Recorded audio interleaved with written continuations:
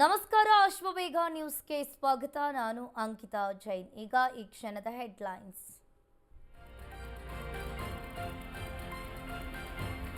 ಉಭಯ ಸದನದಲ್ಲಿ ಧರ್ಮಸ್ಥಳ ಪ್ರಕರಣ ಸದ್ದು. ಕೆಲವೇ ಹೊತ್ತಲ್ಲಿ ಎಸ್ಐಟಿ ತನಿಖೆಯ ಬಗ್ಗೆ ಗೃಹ ಸಚಿವರ ಮಾಹಿತಿ. ಯುಟಿ ಖಾದರ್ ಭೇಟಿಯಾಗಿ ಪರಮೇಶ್ವರ್ ಸಮಾಲೋಚನೆ.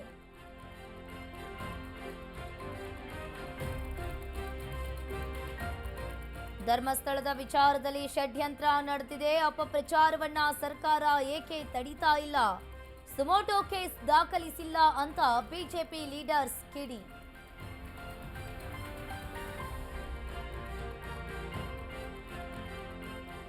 ಪರಪ್ಪನ ಅಗ್ರಹಾರದಿಂದ ದಚ್ಚು ಶಿಫ್ಟ್ ಸಾಧ್ಯತೆ.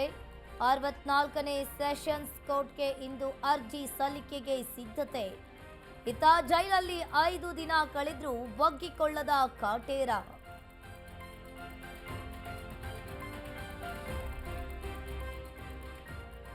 ಶಾಸಕರ ಸಿಟ್ಟು ಶಮನಕ್ಕೆ ಸಿದ್ದರಾಮಯ್ಯ ಸರ್ಕಸ್. ಇಂದು ಮತ್ತೆ ಎಂಎಲ್ಎ ಜೊತೆ ಸಿಎಂ ಮೀಟಿಂಗ್.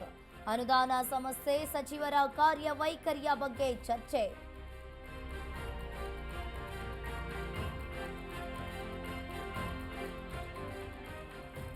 ಉತ್ತರ ಕರ್ನಾಟಕದಲ್ಲೂ ಮಳೆ ಅಬ್ಬರಕ್ಕೆ ಜನ ತತ್ತರ. ತೀರ್ಥಹಳ್ಳಿಯಲ್ಲಿ ಉಕ್ಕಿ ಹರಿತಾ ಇರುವ ಮಾಲತಿ ನದಿ. ಇತ್ತ ವರುಣಾರ್ಭಟಕ್ಕೆ ಕೊಡಗು ಮಂದಿ ಕಂಗಾಲು.